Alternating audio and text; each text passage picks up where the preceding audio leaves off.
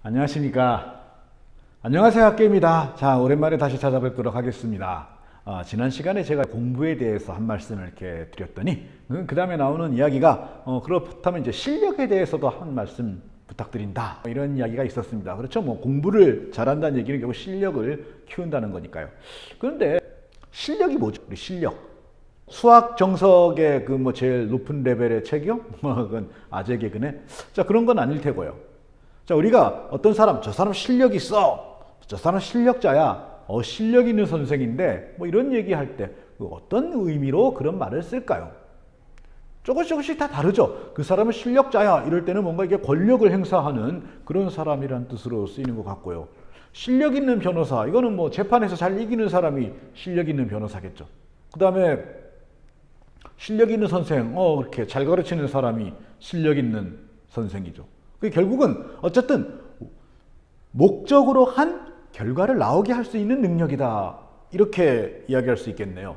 그러니까 변호사는 목적이 재판에서 이기는 거니까 잘 이겨야 실력 있는 변호사고, 선생은 목적이 가르치는 거니까 잘 가르쳐야 실력 있는 그런 선생이고요.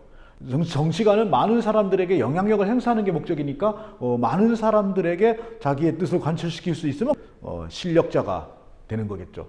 따라서 무엇인가를 해낼 수 있는 능력이 돼, 그 무엇을 해야 되느냐 하는 거는 주어진 조건에 따라 다르다는 얘기죠. 그러니까 그 주어진 조건에서 목적으로 하는 일을 그 주어진 조건에 가장 적합한 결과를 나오게 하는 능력, 이걸 우리가 실력, 이렇게 이야기할 수가 있겠습니다.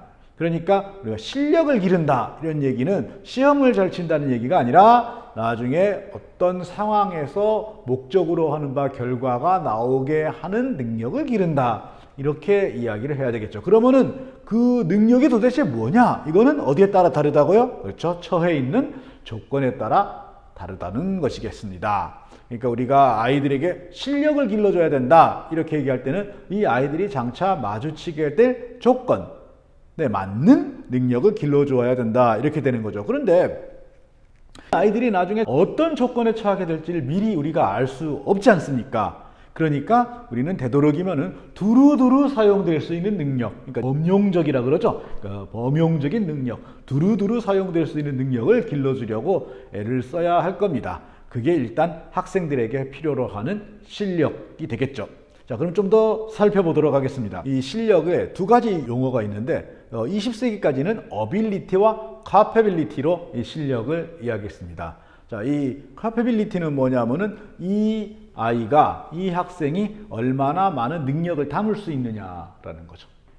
그 다음 어빌리티는 실제로 무엇인가를 할 수 있는 능력입니다. 그래서 어빌리티는 크게 지식과 기능으로 이루어지죠. 그러니까 여기에 이 목적을 달성하는 데 필요로 하는 지식을 얼마나 많이 갖고 있느냐, 그 다음에 이 목적을 달성하는 데 필요로 하는 기능에 얼마나 숙달되어 있느냐, 이게 어빌리티죠. 그리고 캐퍼빌리티, 이거는 지식과 기능을 얼마나 담을 수 있느냐, 그리고 어떠한 종류의 지식, 어떠한 종류의 기능을 담을 수 있느냐의 캐퍼빌리티죠. 자, 그래서 20세기의 실력은 이 캐퍼빌리티에 맞는 능력을 갖추는 겁니다. 이게 각각 검사와 시험으로 나타나는데, 검사를 통해 가지고 무엇을 얼마나 담을 수 있을지를 가늠을 하게 되고요. 그 시험을 통해서 그러면 그 그릇에 실제로 얼마나 담았느냐를 보게 되는 거죠. 자, 이게 우리가 부모님 세대 혹은 저희 세대가 옛날부터 받아왔던 교육입니다. 제일 먼저 검사를 받죠. 지능 검사를 받고 적성 검사를 받고 온갖 가지 검사를 받습니다. 그러니까 뭐 어떤 거 할 놈인지를 이제 대충 정하게 되는 거죠. 그 다음에 어떻게 해요? 그걸 이제 배우죠. 다 배워가지고 지식도 배우고 기능도 배우고 한 다음에 마지막에는 그렇게 배운 게 얼마나 남아 있는지, 얼마나 잊어먹지 않고 남겨놓고 있는지 뭘로 확인하죠? 시험을 쳐서 확인하는 겁니다. 그래서 20세기 때는 시험 점수가 곧 뭐로 인식되는 거예요? 시험 점수가 실력이다, 이런 생각을 하게 된 거죠. 근데 말이죠, 세상이 바뀌면은 조건이 바뀌겠죠. 조건이 바뀌면은 달성해야 되는 목적도 바뀌겠죠. 그렇게 되면은 뭐도 바뀌는 거죠? 실력이 바뀌는 거죠. 그러니까 언제나 똑같은 실력을 기르지 않는다는 얘기죠. 길러야 되는 실력의 종류가 계속 바뀝니다. 세상이 바뀌면은. 그리고 우리가 익숙해졌던 검사를 하고 시험을 통해서 확인할 수 있었던 그 실력 분명히 20세기의 실력이라고 그랬죠. 그리고 20세기는 아마 들어보신 적이 있겠지만은 산업사회라고 부르는 그런 시대가 되겠습니다. 산업사회 이전은 어떤 시대였죠? 네, 농업사회였습니다. 그럼 농업사회에서는 어떤 게 실력이었을까요? 자, 농업사회의 조건은 뭐예요? 농업사회는 기본적으로 뭔가 많이 변하는 세상은 아니에요. 뭔가 많이 변하는 세상은 아니고 조상태대로 내려오던 어떤 그 농법이 있으면은 크게 변하지 않고 계속 그거를 사용하는 그런 시대가 되죠. 그래서 마을의 그 장로 뭐 이렇게 불리는 노인분들이 많은 존경을 받았던 그런 시대 아니겠습니까? 그러면은 이러한 농업사회에서 제일 중요한 능력은 뭘까요? 그렇죠. 힘 좋고 오래 가는 거예요. 힘 좋고 오래 가는 거. 그래서 근면성실하고 전통을 지키고 그리고 약간의 농업기술 그 다음에 그 공동작업을 많이 하니까 다른 사람과 협력 잘하는 거. 한마디로 공동체의식이죠. 공동체의식 강하고 근면성실하고 신체 튼튼한 거. 이게 농업사회의 능력 아니겠습니까? 그 시대에는 어떤 신랑감이 훌륭한 신랑감이었죠? 성실하고 튼튼한 사람이에요. 성실하고 튼튼한 사람. 그러다가 이게 산업사회로 넘어갔습니다. 산업사회는 고도로 분업화된 사회이기 때문에 정해진 맡은 바 일을 한 사람이 빵꾸를 내면은 이 라인 전체가 멈춰버리는 거예요. 그렇기 때문에 정확한 업무 수행 능력 이게 무엇보다도 중요합니다. 그게 꼭 힘을 쓰는 일은 아니니까요. 모든 사회 분야가 고도로 분업화되어 있기 때문에 각 분야마다 분업화된 업무 하나하나에 해당되는 뭐가 있냐? 매뉴얼이 있는 겁니다. 그래서 산업사회의 인재는 누구냐? 이 업무 매뉴얼을 빨리 익히는 것. 그 다음에 익힌 업무 매뉴얼을 정확하게 빈틈없이 수행하는 것. 이게 바로 산업사회의 능력입니다. 바로 표준적인 능력을 갖춘 그런 사람. 자, 그러니 딱 느낌이 오죠. 이거 바로 시험 치는 능력하고 얼마나 딱 맞아떨어집니까? 그래서 옛날에는 학벌사회가 이루어졌던 겁니다. 시험 잘 치는 애들은 뭐예요? 자, 이 매뉴얼, 학교에서의 매뉴얼이 뭐죠? 교과서입니다. 이 교과서를 빈틈없이 공부할 수 있는 녀석. 그 다음에 출결 보잖아요.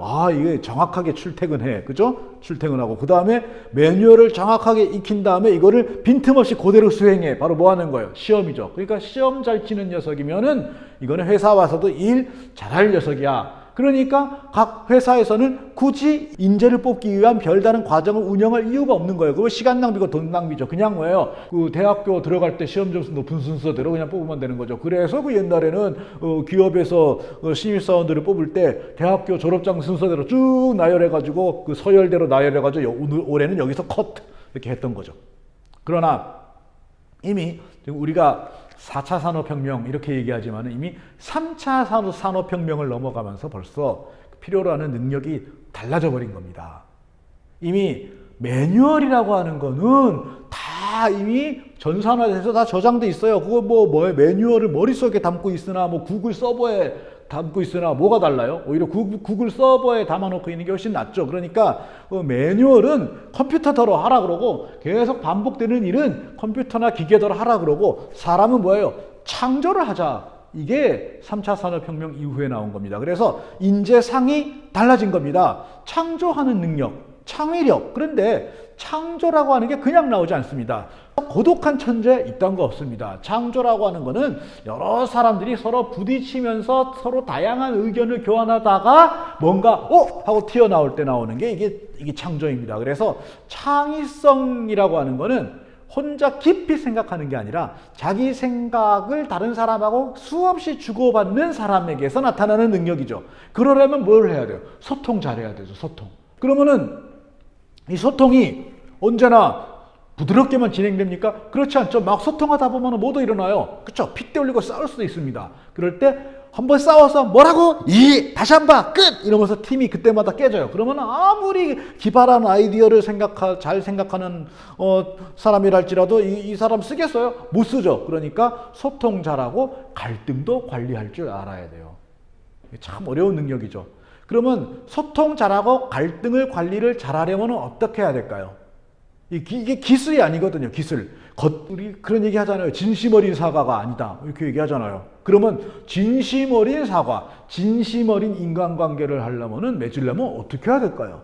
그 사람의 마음을 우리가 느끼고 이해할 수 있어야 돼요. 그래서 필요로 하는 게 바로 뭡니까? 공감 능력입니다. 그래서 이미 3차 산업혁명 이후 인제는 교과서 같은 매뉴얼을 정확하게 익히고 그것을 그대로 재현할 수 있는, 시험을 잘 칠 수 있는 그런 사람이 아니라 없는 것들을 새롭게 만들어낼 수 있는 사람, 그 과정에서 다른 사람과 협업할 수 있고 그 과정에서 일어나는 여러 가지 갈등도 관리할 수 있는 사람, 기본적으로 그래서 다른 사람들을 잘 이해하고 공감할 수 있는 사람, 이런 사람이 능력 있는 사람이 되는 겁니다. 그러면 여기에 따라서 우리 한번 우리가 지금 실력 있는 아이들을 키우고 있는가, 혹은 여러분들은 여러분의 자녀를 실력 있는 아이가 되는 길로 안내하고 있는가 한번 다시 생각해 볼 필요가 있겠습니다.